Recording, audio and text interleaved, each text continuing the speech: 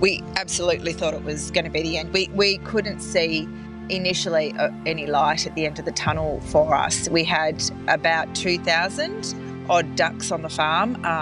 We had feeding costs, we had staff, the grain bills, the restaurants shut down, and a lot of them, the accounts departments weren't even open, so we couldn't even track down, money from them, and just everything just completely collapsed. This is the Deep in the Weeds podcast. I'm Anthony Huckstep. In episode 5, oyster farmer John Blankenstein explained that the closure of dining rooms literally shut his business down overnight. Most people we've spoken to during this series have raised concerns for small producers, many of which supply only restaurants. What has the impact been on small producers, and how have they adapted to survive? Jodi Clarke is the owner of Great Ocean Ducks, a difficult protein to master, but one of the world's great eating experiences. Jodi, how are you? I'm good, thank you. Look, we're going to talk about a lot of things here, but I just wondered, how does a real estate agent and a writer end up raising ducks for some of Australia's best restaurants? Well, it is quite surprising. we still wonder how we got here ourselves. But we lived overseas for a few years and had bought a property in Port Campbell on the Great Ocean Road many years ago and had planned to retire here. And we, once we came back from living overseas, we were in London working, pregnant with our first child. We decided that we wanted to kind of slow our life down a little bit and weren't going to wait for retirement. We'd rather bring the kids up in the country. Beautiful. And can you tell us a little bit about what breed of ducks do you have? Because I know they're very popular with chefs and they've all sort of pointed us in your direction. We have both Aylesbury and Pekin. So our business initially started off with Aylesbury ducks solely. However, we found that we couldn't keep up with the demand of those, and we had a lot of demand also from the chefs for the Peking style ducks. So Pekin is the breed and Peking is the style of cooking it, but it's a Pekin breed, and they seem to be the ones that the chefs prefer to use. They're a bigger duck or slightly bigger, and they seem to be very high in demand. People love them, the chefs anyway. Now, your product is almost exclusively for restaurants, and with the restaurants forced into closure or only takeaway, that's had an impact on you. Could you just tell us when you started to notice things change and what impact it had? Sure. Look, it changed before the restaurants actually physically closed their doors. There had been quite a large reduction in our order numbers. Things were starting to look like there was a bit of a change happening. This year had been a bit of a tough year with lots of different reasons earlier in the year with fires and those sorts of things as well. And there wasn't so many tourists coming in, and it just things were looking a little bit slow. So even up to 2 weeks before the shutdown came, the orders had dropped slightly, but then they just dropped to zero. Literally every text message I had was, understandably, another chef saying, so sorry, we can't take the ducks this week, and we knew it was happening, and we just sort of looked at each other and went, oh, okay. Where do we go now? And yes, had some serious brainstorming sessions. How did you feel at that time? Did you think it may be the end of the business? Oh, most definitely. We absolutely thought it was going to be the end. We couldn't see initially any light at the end of the tunnel for us. We had about 2,000 odd ducks on the farm.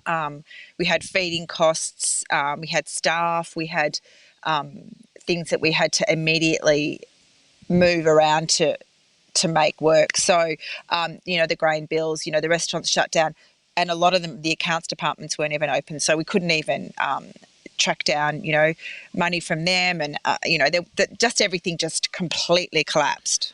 Can you give us an idea of what it actually takes to grow ducks for human consumption, just from sort of through the life cycle of a duck on the farm?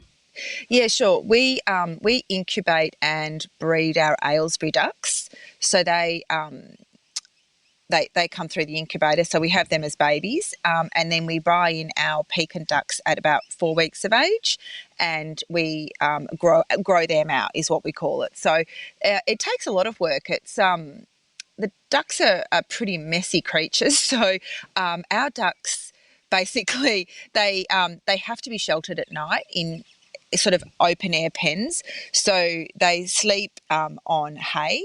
And then they go out into the paddocks. We have different paddocks because we have all different age groups here, different paddocks on rotation, because they also very quickly trample the grass down and eat all the grass. They eat a lot of grass, far more than what you would imagine a small duck eats. They then, we clean their pens for them. So we turn over the hay, and eventually when it gets completely fouled, we take it out onto our paddocks, and that fertilises our paddocks. And they come in and they eat a special mix that we have for them of wheat and different bits and pieces, and they get herded in by our dogs. So they're out during the day all day, and they come back in kind of on dark, or when the sun starts going down, we bring them in, and they have more food and bits and pieces in their enclosures. Well, they're not really enclosures. They're sort of they're pens which have sort of knee height little fences that you can step over and stuff like that. So they snuggle down into the hay for the night. One of the things a lot of people have been raising is the fact that produce keeps growing, animals need to be fed. You can't just turn off a farm overnight. What were some of the early thoughts that you had to adapt and survive? Well, look, we initially reached out to some butchers that we have reasonably close relationships with.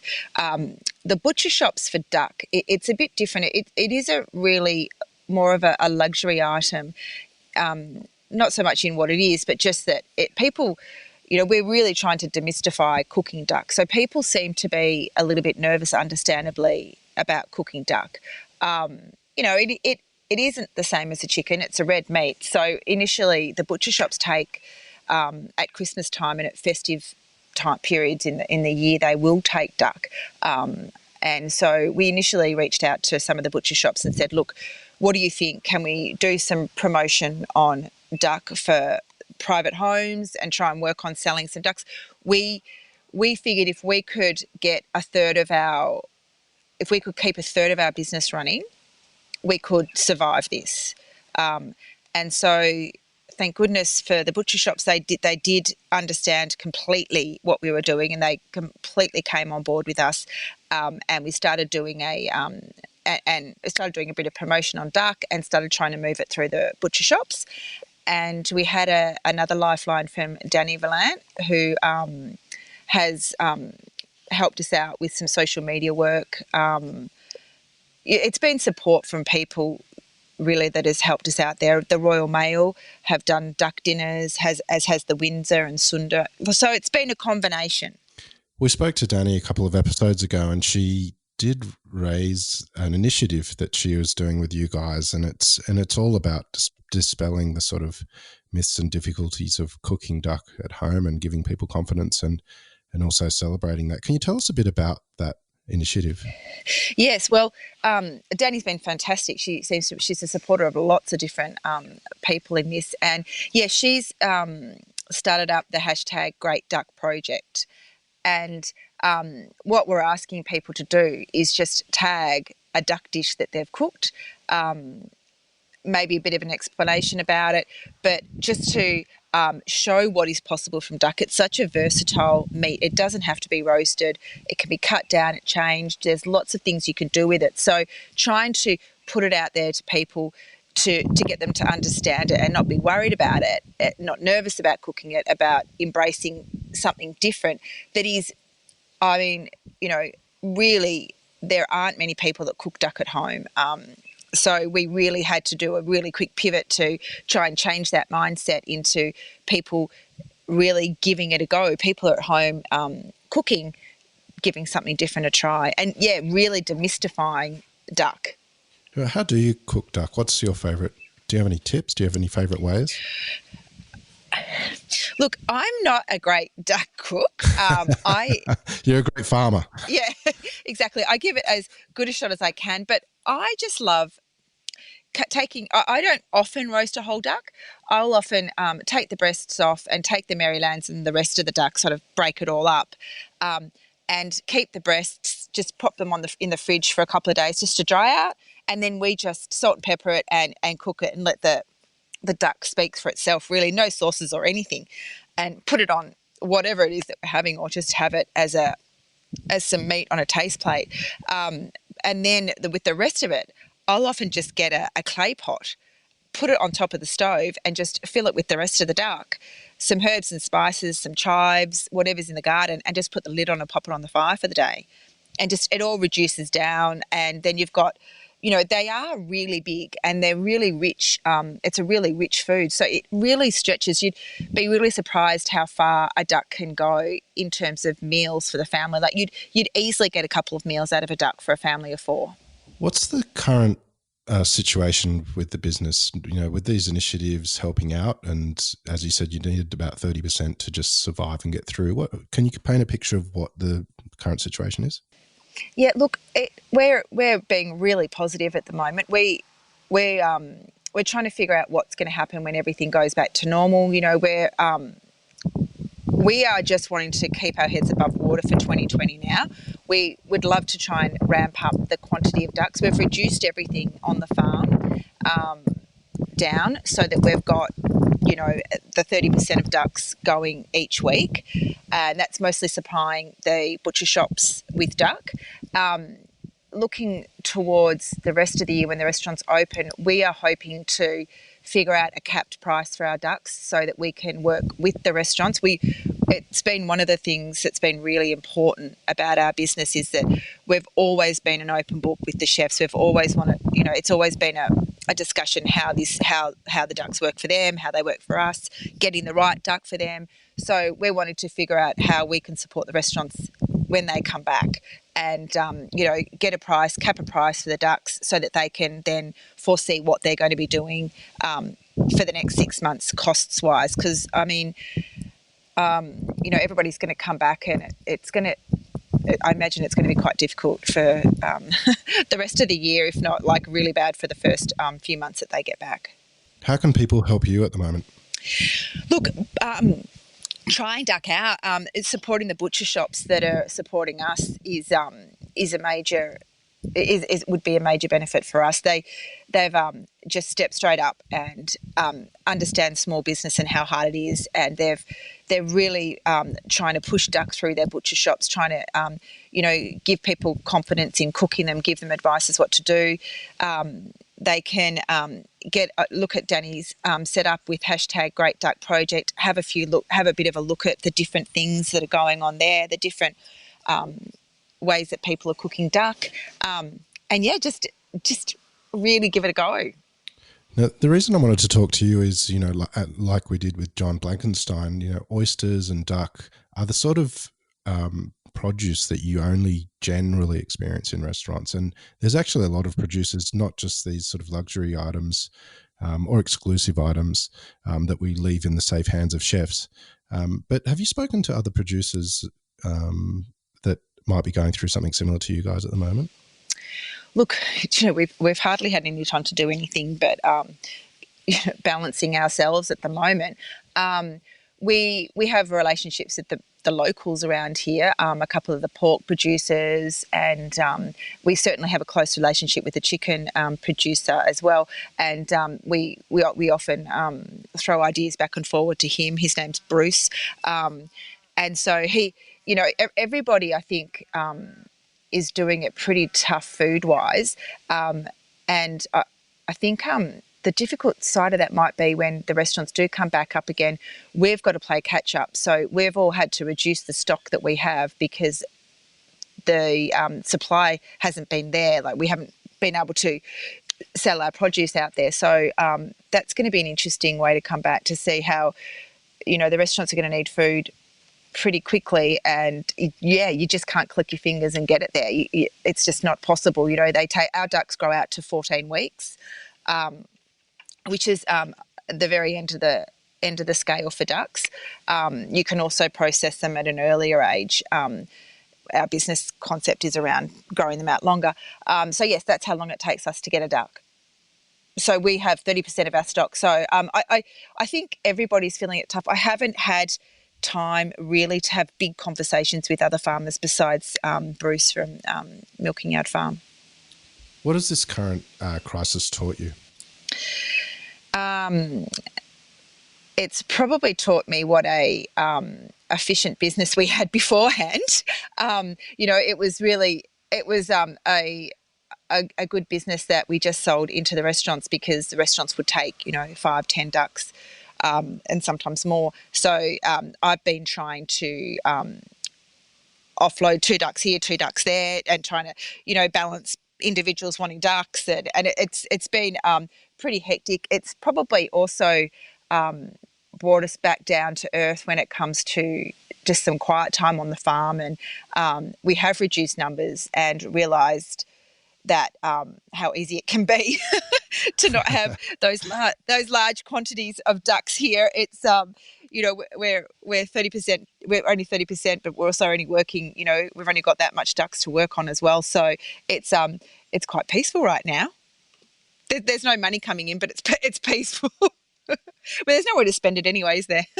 Well, that's true. So what are the positives to come out of this pandemic for you? I'm hoping a positive is that the general public appreciate duck a little bit more, and some home cooks can try using that meat.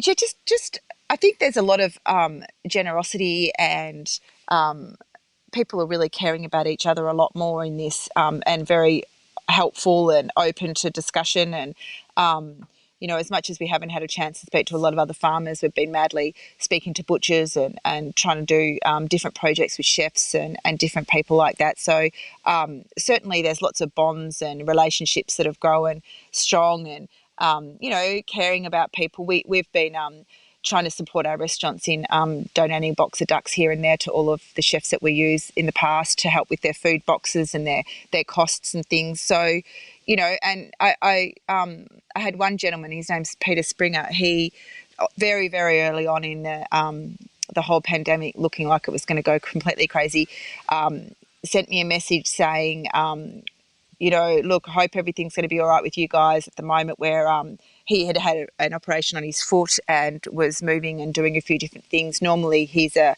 private person who would buy ducks off us to just do duck extravaganzas at home for his friends and things.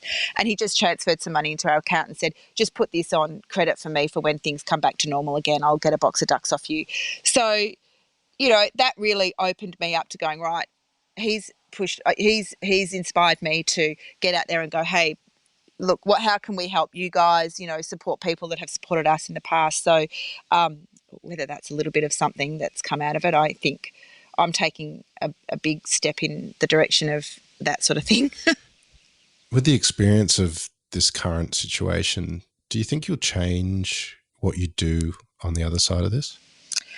I think it will change I think the butcher shops, I'm hoping the butcher shops will continue with some orders, probably not to the extent that they're doing now, but I'm hoping that might change a little bit so that we get a bit more exposure into the general public with our duck.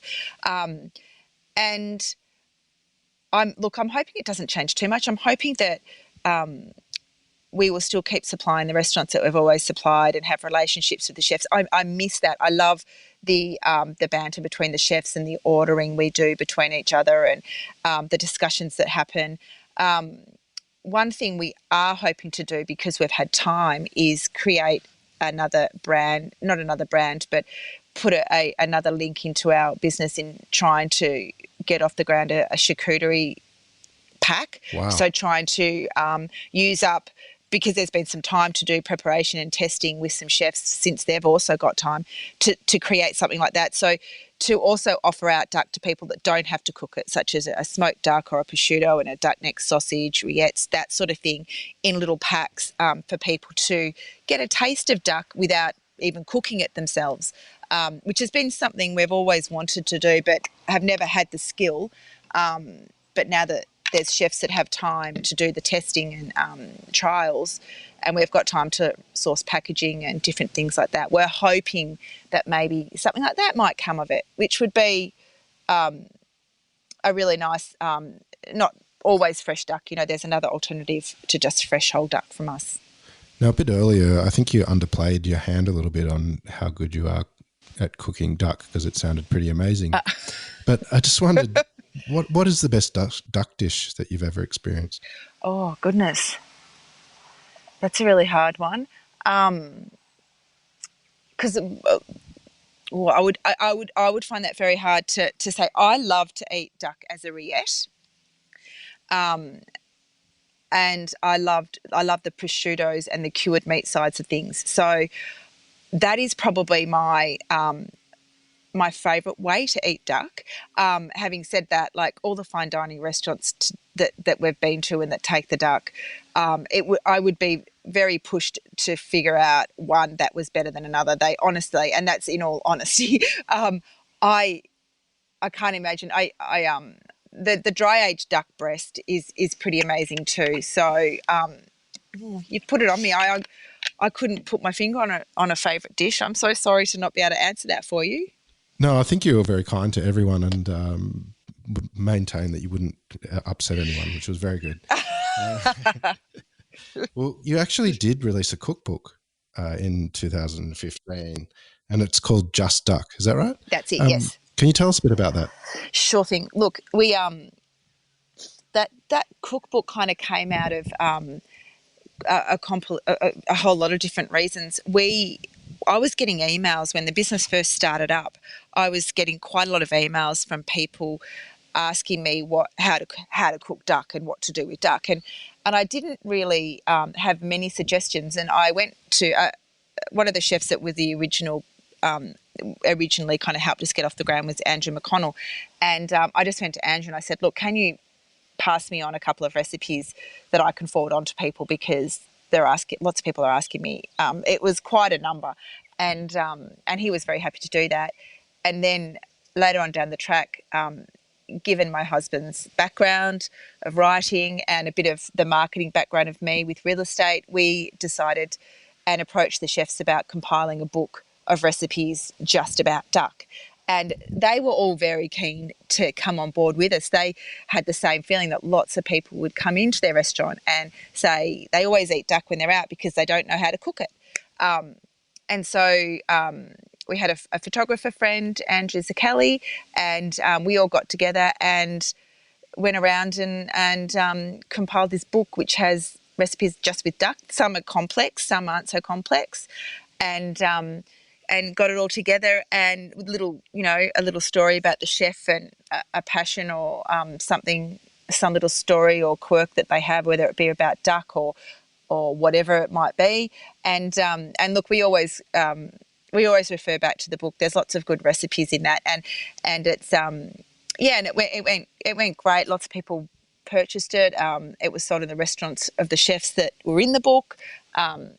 And yeah, it was look, we just figured it was a way to use our skills to diversify our business a little bit. You see farmers sow their paddocks with whatever it is that they grow, and we didn't have the ability to do all those things, so we thought we'd pull our other skills together and come up with the book. So it was quite funny, and I said to my husband, I would never do that again. I worked with my husband 24 hours a day, and then we did the book together, and it was, I think by the time it was finished, we were very happy to close the page and go, that's one job done. And we're still married. Oh, excellent. That's a great result. Yeah. So can you tell us what is so special about duck farming that you both love? I think it's different. It's we're in a dairy industry in Port Campbell. Majority, I'm looking around the paddocks now, like just everybody has dairy. We started off having some cows, and we just for beef cows, and we had no control over the price of those cows. We were very beholden to the market, and we decided that we wanted to do something. We had no farming skills at all, and we needed to do something that was a smaller animal that didn't require big machinery and all these different things. And when we looked into duck, there wasn't a lot of free-range duck farmers at that stage. This is probably maybe 13 years ago, and it was something different. I'm not kidding, we had absolutely no idea about ducks at all. But when we did our research and looked into it, we figured that it could be something that we would be able to drive properly. We could work with the chefs. We could figure out how much we needed to get for our ducks and work backwards and set the price for the work that we were doing, rather than, again, be beholden to the big buyers. So we could really be in complete control of everything that our business was about, which has been a really good guide. It's been a work in progress all the time, and it's constantly going between chefs and us and butchers, and but we've been in control of it, not somebody else. So we got our first batch of ducks and put them in the back of our car and drove them home, not even realizing how much they smell. So it was like, honestly, it was like, oh my God, these smell. We were, I was, a manicured real estate agent in, high heels and suits, and I really had not picked up a shovel, in all honesty. Now I do, but I hadn't then, and so it's been a learning curve the whole time, and still now it is. We see ourselves really lucky to have gotten this far along in our business without having a hiccup. Dairy farming prices, floods, fire, drought, everything that's gone on in Australia in farming and in trying to create food for people. Everybody has a turn, and now it's our turn, to get around this and hang on to our business. For people that haven't had duck before, how would you describe it? What would you say to them? I would say that it looks like a big chicken, but it's red meat. That's what we say. It looks like a big chicken. You can, pop an orange in the duck and pop it in the oven like you do with a lemon and a chicken or whatever. But it is a red meat. So it can be cooked medium rare. It can be red. Chicken has to be cooked the whole way through, I think. I'm not a chicken expert by anyone can pull me up on that. I'm not sure if that's right. But I was always taught that chicken has to be completely cooked through, whereas duck, it does not have to be. And in fact, it's much better. Medium rare, it needs to be a bit red with a little bit of blood. Now, when restaurants are open again and your ducks are on dinner plates again in the restaurants across the country, how's that going to feel? Oh, that's going to feel fantastic. I can't wait for that to happen again. I can't wait for movement and the city to become a vibrant place again with these. I think that, look, my gut feel is when this all goes back, people will be so excited. They'll be out there dancing in the street, drinking wine and hopefully eating duck or whatever food, all types of food. But I think, I hope that people will appreciate the restaurants and what the chefs do, and embrace them and support them when everything does come back. I mean, they were really, really going to need it, and it's a knock-on effect because we need it as well. So, the restaurants suffered amazingly initially, straight away, and then the knock-on effect was all of these small producers have also had that effect, had it happen to them. So when these restaurants open, I just want everyone to get out there and support their restaurants and support the city of, Melbourne CBD and, all the regional places, just like they were. It'll have to happen because we won't be getting many overseas travellers to do that, will we? That's true. I think we're all looking forward to getting out to restaurants again. Jodi, you've been amazing. Oh, thank you. Please keep in touch and let us know how you go, especially with the charcuterie side of things. That sounds amazing. Yeah, it'll be interesting. Well, thanks again and talk soon. Thanks so much, Anthony. Thanks for the time. This is the Deep in the Weeds podcast. I'm Anthony Huckstep. Stay tuned as we share the stories of Australia's hospo community, suppliers and producers in search of hope during this pandemic. Special thanks to executive producer Rob Locke for making this all happen. Stay safe, isolate and be well.